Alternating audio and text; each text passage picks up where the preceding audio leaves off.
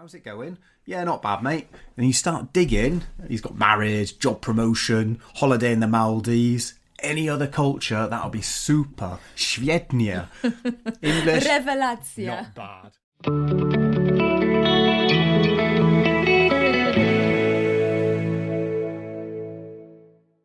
Welcome to the Bilingual House podcast, the latest addition to Bilingual House, aimed at celebrating and promoting bilingualism, biculturalism and language learning.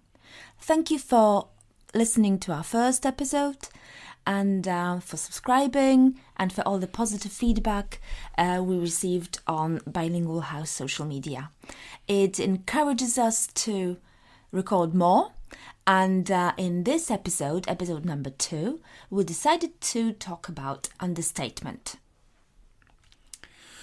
So one of the recurring themes when speaking to students who are either based in the UK or interact with British speakers through work is a confusion around British understatement. I learned about understatement at school, but very, very late. I'm not sure whether it wasn't even till I got to university, but the way I learned about it, it didn't make me believe in it, and it didn't make me feel it was actually real and still happening, because the way it was presented to us, it was very stereotypical English person wearing a hat and saying it was rather nice instead of saying it was good or it was excellent. So that kind of picture didn't really portray how it's really used and that it is still being used, and it didn't prepare me for actually facing it when I moved to England a few years later. What about you? Is it something that you've always known, or more of a natural thing that is just happening? So it's not really something I've ever been consciously aware of. It's just normal. I only really became aware of it when it was pointed out by non-English speakers or trying to use the same understatement when learning other languages. I suppose an example of it, I went out to see a band last night, and when I came home I was asked how it was. In my English mind I said, pretty good, better than expected. So I said, całkiem nieźle. So I was met with, oh, not so great then. But in fact, they were brilliant. Blood Red Shoes, give them a listen.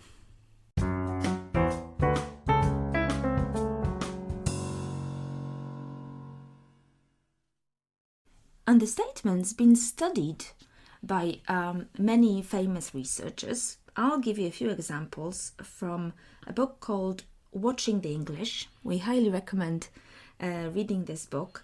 It's by Kate Fox. And on page 67, she gives a few very amusing examples of understatement. But please don't treat them like I treated the example of the stereotypical Englishman in a bowler hat saying it's rather nice. These examples are real. It's something that is not just funny, it's something that actually happens. So, for example, chronic illness must be described as a bit of a nuisance. A truly horrific experience is, well, not exactly what I would have chosen. A sight of breathtaking beauty is quite pretty. An outstanding performance or achievement is not bad. And it gives you an idea, is these things are going through communication with English people all the time. And also, it can be something that will affect your feelings.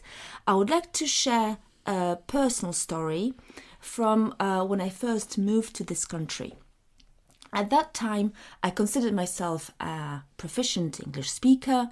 I could communicate with ease. I could express everything in English with no effort, and I could understand everyone around me. So I thought at the time. So I made a friend, which made me very happy, and we were getting on really well. And there was one time when we were speaking on the phone, and I was inviting her over. There was some sort of an occasion when we wanted to meet up, and I suggested a date, and she said she's going to struggle. So I understood it quite directly, just how I would, coming from Europe. And I was trying to make it easier for her, because I was thinking, if she's struggling to make it, it means she needs some help. She needs me to adjust so she can make it. So I was giving her different options, and she just kept saying, I'm going to struggle. I'm sorry, but I'm going to struggle. But I felt like something doesn't add up here. But on the other hand, she, being English, she just could not say directly, sorry, I won't make it. I will not be able to come. She just could not say it, just kept saying, I'm going to struggle. I kept trying to make it easier for her, and it went on and on and on, and it made me feel very confused. It made me question whether she really wants to be my friend. So these kind of, and that all came down to understatement. And at that time, I just didn't get it. Now I would, because I had other experiences like this. What about you? Did you ever have any experiences like that? Yeah, I think on a daily basis you have that kind of thing, and that, you know, I think it's probably not just down to understatement. I think it's down to difficulty of British people being able to give bad news. Or express feelings sometimes as well. So I think sometimes it's a little bit of a cover up. Yeah, I think that's what it was. It was that reluctance to be direct and face it. That, really sorry, we're just not going to do it this time. So these experiences. It's something that you might have as well, and if I could go back in time, I think that would have made my life easier if I had known, if I had realised. It can also happen at work. So if you work in a multilingual and multicultural environment, you might have people who come from Europe and are direct. So they just say it as it is, say it's bad when it's bad, say it's good when it's good, or really good sometimes. And then you can have British people who use understatement.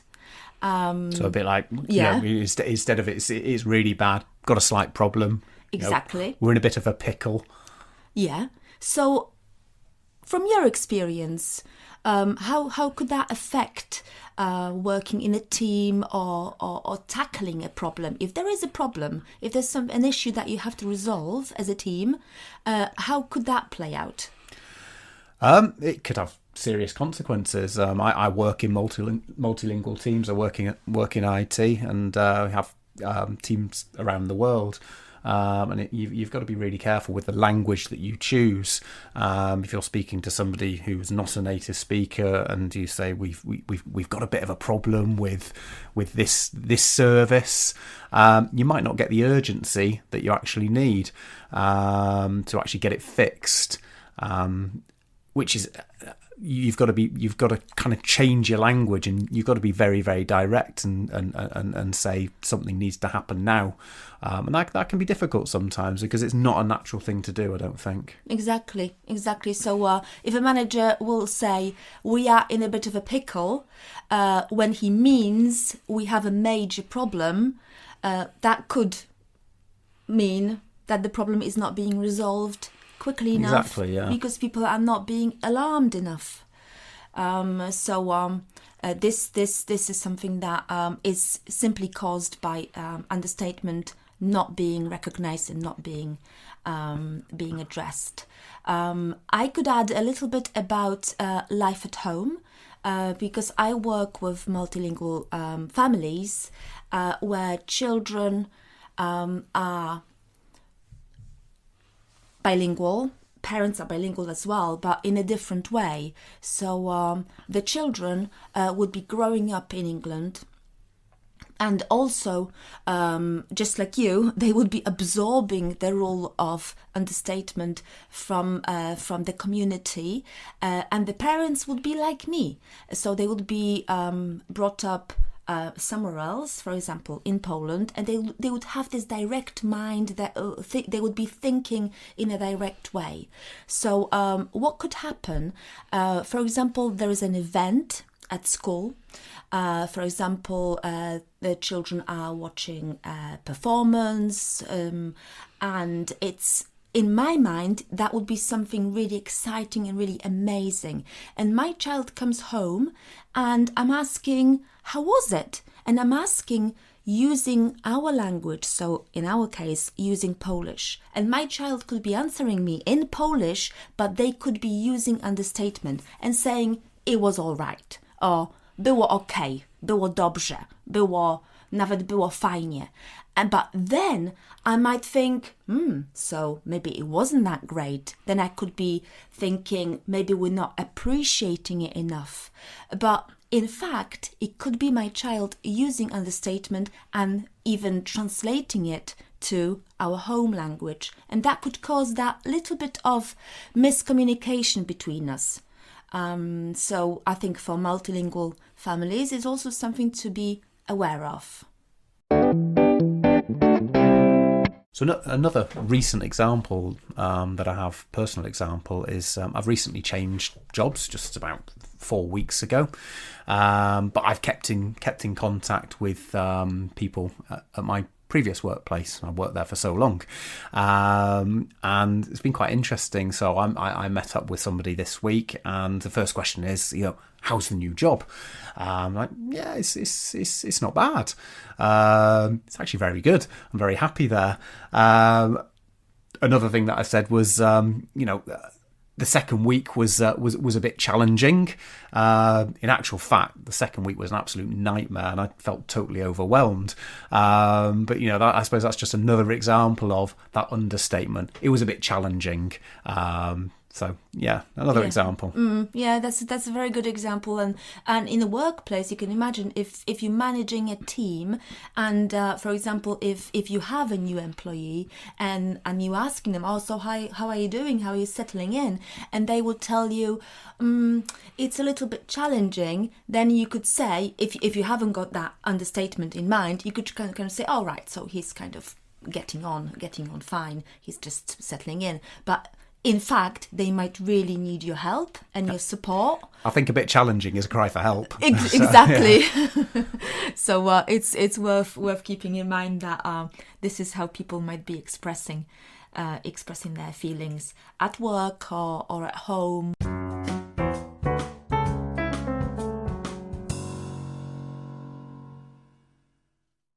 So, what tips can we give to our listeners based on our experience when it comes to understatement?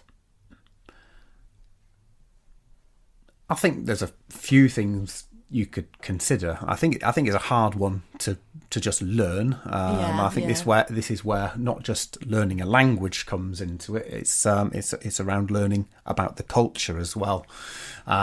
You could adjust your style to fit in. So you could try mastering understatement, which I think is quite difficult because it's just something that's just totally ingrained, not just into the language but into the culture. You could keep to your natural style. I suppose the only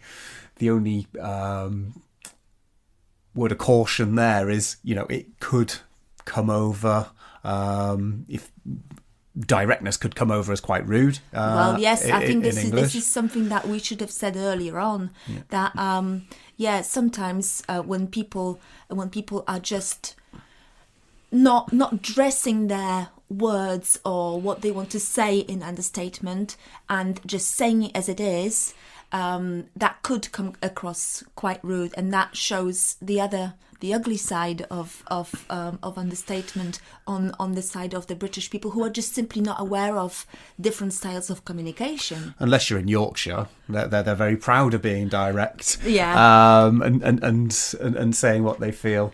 Bit of a stereotype there, but.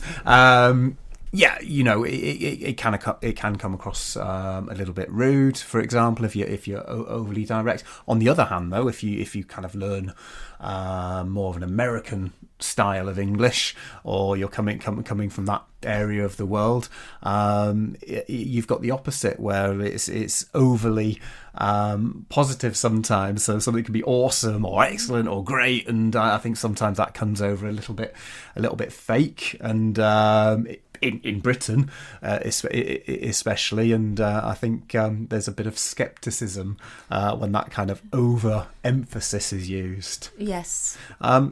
And I think, when it comes down to it, it's around how you learn a language. Are you just learning a language, or are you learning about the culture as well? And it comes down to that cultural awareness, and using that to your advantage. How do you do that? Immerse yourself in the culture as much as you possibly can. Great source of knowledge, I suppose, is from watching TV programs, listening to the radio, listening to podcasts. Some great understatement examples, especially in comedies, in British comedies, that may be worth having a look. But I think immersing yourself in that media, and being around native speakers as much as you possibly can, I think that's where you pick it up and you become aware of it. Exactly. But also, it's something that you can later on, when you learn it, then it'd be something that you can use as a tool, even at work. I can give an example when I started using it as a tool, when I'm having consultations or business meetings with different people. I've noticed that British people, or even Polish people who've lived in England for a long time, they would not go straight to the topic. They would, first of all, have a little bit of a chat about current affairs, or even about the weather.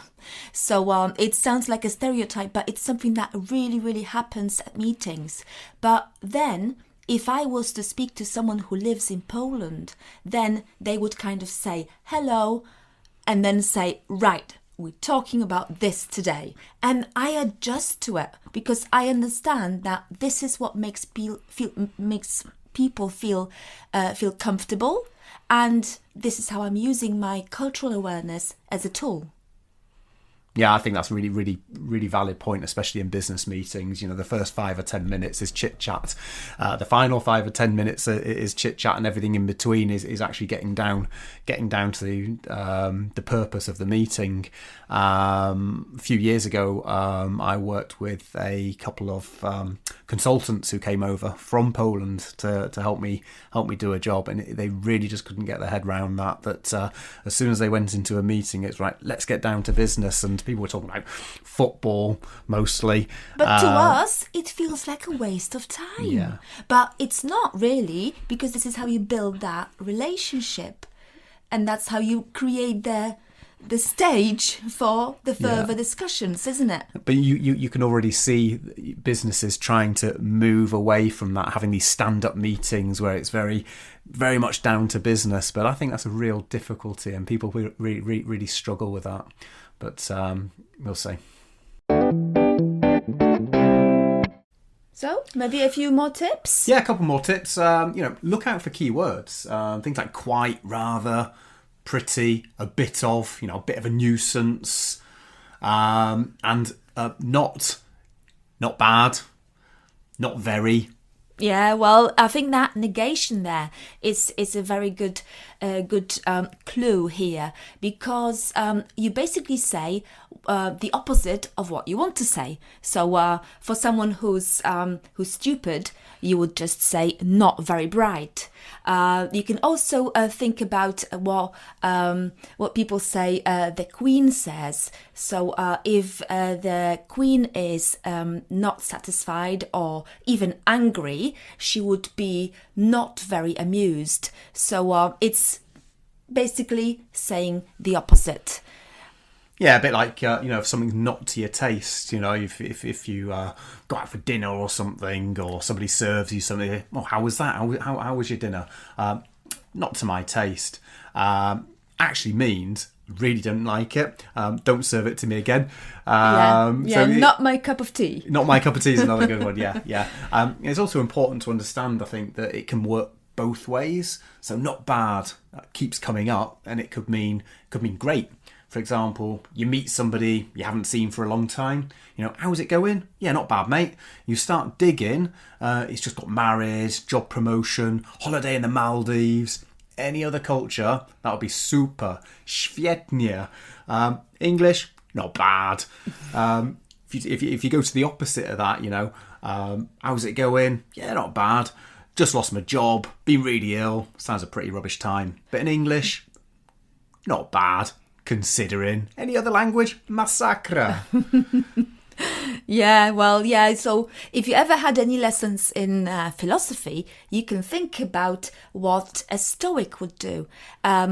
He would just stay in the middle, so not get excited if it's going very, very well. So kind of say, it's doing quite okay, and also not despair if it's going bad. So kind of think about staying in the middle and always softening what you want to say or saying the opposite, and then you will get it just right. Yeah, a bit of a balance between understatement and stiff upper lip.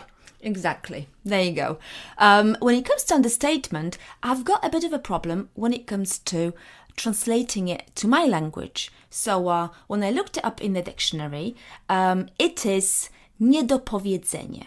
But niedopowiedzenie, to me, it feels like something else. It feels like something you not quite say. You don't quite say it for different reasons. So you kind of leave there a pause and you don't finish what you want to say. That's how it feels to me. So it's not an amazing translation, but I wonder if you have any suggestions. You can always leave a comment on our social media, or let us know if you have the same problem translating understatement to your own language, whether it's Polish or any other language, wherever you're listening. How could we help people understand it if we translate it to your language? I think that's also something that we could do together. What do you think? Yep, good idea.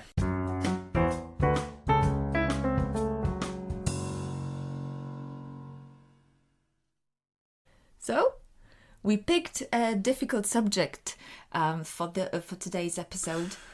Challenging subject. Yeah, a little bit challenging, because it's something that is happening between the lines. It's not really something that is so palpable. It's something that you would feel. So hopefully we gave you a little bit of a feel about what understatement is and how to prepare to deal with it. If you have to speak to English people or live in England, or even have it in your multicultural family. So how can we sum it up today? I suppose, it's for me, it's be aware of it, be yourself, be natural. You can apply those cultural filters when listening and understanding and trying to read situations. I think the biggest thing, though, is, don't be worried about it. It sounds a scary proposition around the understatement. What if I get things wrong? What if I don't understand things correctly? But I think people are very, very understanding around different languages, different cultures, and different interpretations. So don't be offended. Don't be worried. And I suppose just try and understand it. Use resources. Watch the telly. Listen to the radio. See if you can find examples where people are using understatement, and listen to how people actually react to it as well. And I think the example that you had right at the start about your friend is, don't try and fix things. If somebody says they're going to struggle, it probably means they don't want to, or they can't. It means no. So don't badger, don't mither people.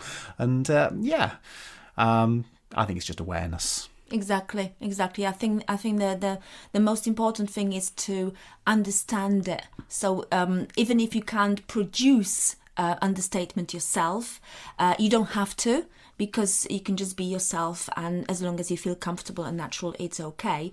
But I think it's very useful to know and to get understatement when it comes to reading situations, and this is how you can apply it in your life. So what would be really good and interesting, if you've got any examples of understatement, or where you've been confused, or when it's you've had difficult conversations because of it, let us know. Exactly. Might even be situations that you found infuriating. Let us know. It'd be really interesting to know. Very interesting. Exactly. So you know where to find us. Just search for Bilingual House on your social media, and we'll be very, very happy to hear from you. Also, when it comes to suggestions about our next episodes, we're always looking for interesting topics. So thank you very much for listening today, and remember to share if you liked it, if you found it useful, so more and more people can come and join our Bilingual House family. Ta, see you later. Bye bye.